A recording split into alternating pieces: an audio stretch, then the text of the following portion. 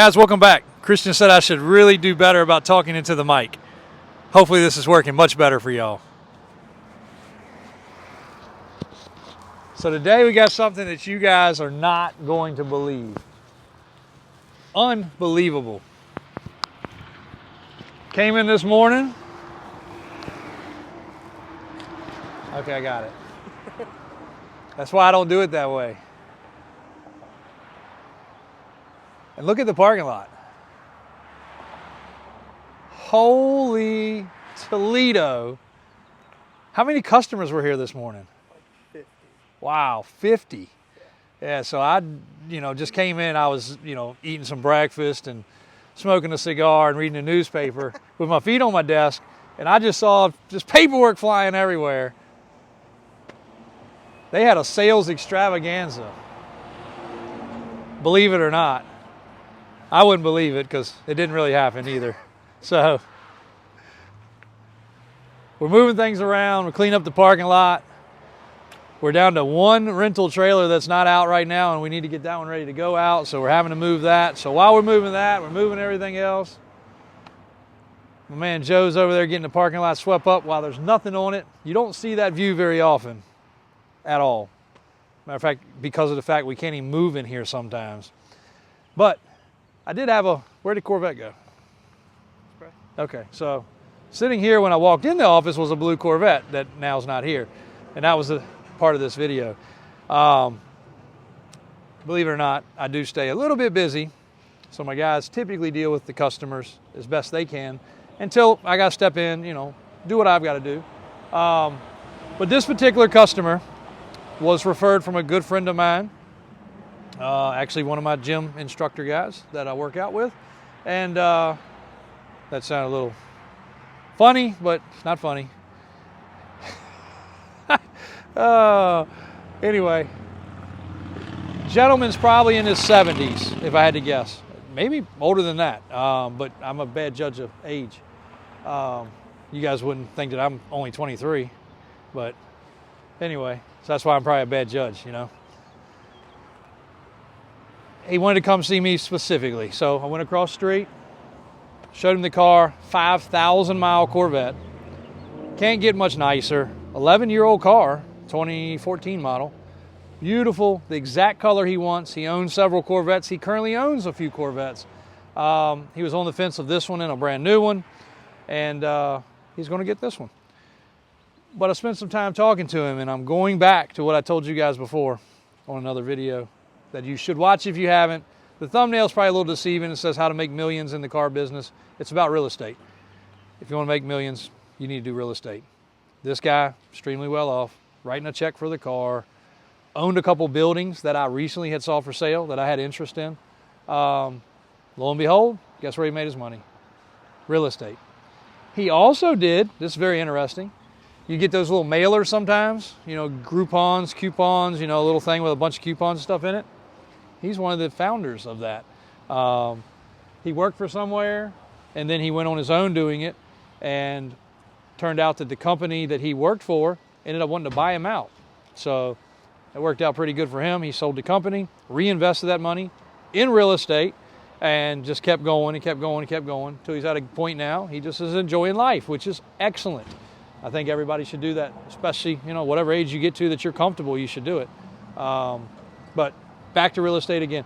But I got some time. I went on a test drive with him, and it's been years since I have start to finished a situation like that. But I want you guys to understand there's no reason at all, if you guys are local or far away, that I can't do that for you.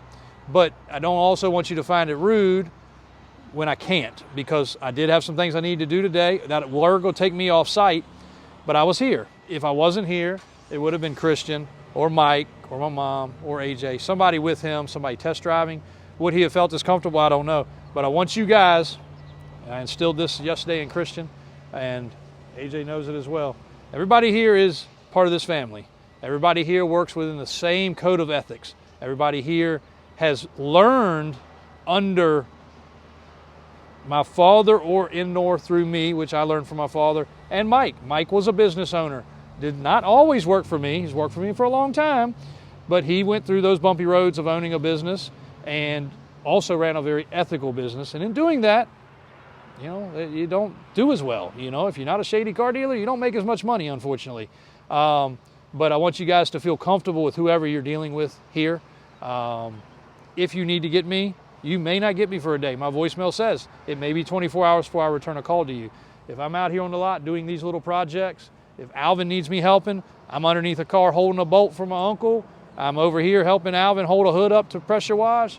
I'm helping Christian with doing a video, helping AJ move the lot around, helping Joe cut down trees. It doesn't matter. You know, I'm evolving around this whole place at all times, along with other businesses and properties and things I have to deal with. So long and short of it, I want you guys to be comfortable.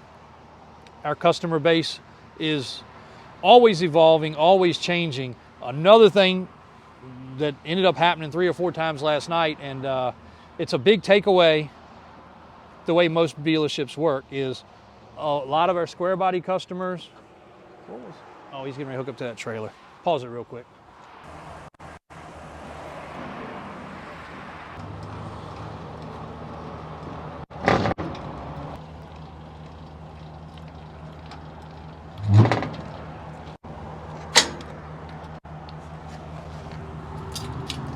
Like I said, you never know what I may be actually doing, and we took all 4 of us to get that trailer out of this spot.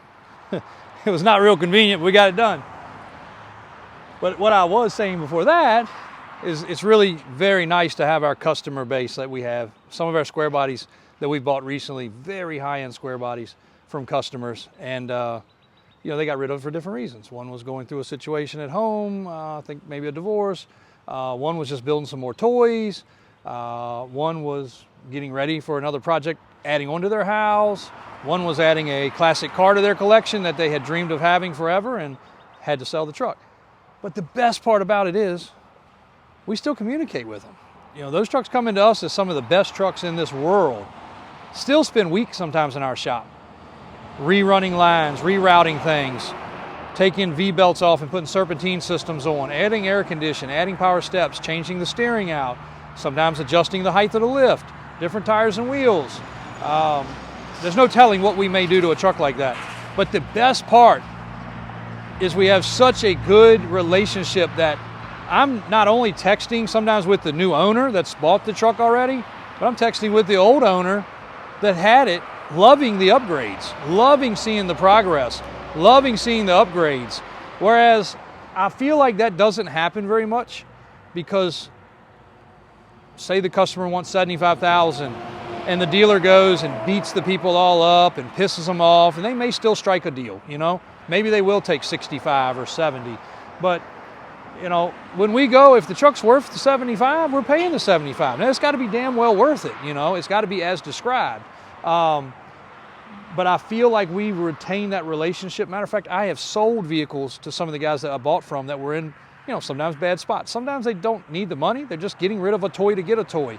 But we still maintain that, and I think it's the greatest thing, you know, sending them pictures. Sometimes these things are their literal babies. Like you know, one of my joke, matter of fact, it's about Grimace, and you know, come visit your child, you know, and that's fine. We want them to stop by. Now, sometimes they're on all different sides of the earth: Florida, Texas, you know, Minnesota, California, Oregon, Indiana, you know, everywhere, you know, just all over the place. But it's so neat to be able to continue that relationship, and I feel like it means something to the customer, because sometimes it's really not all about the dollar. It's just all about the transaction.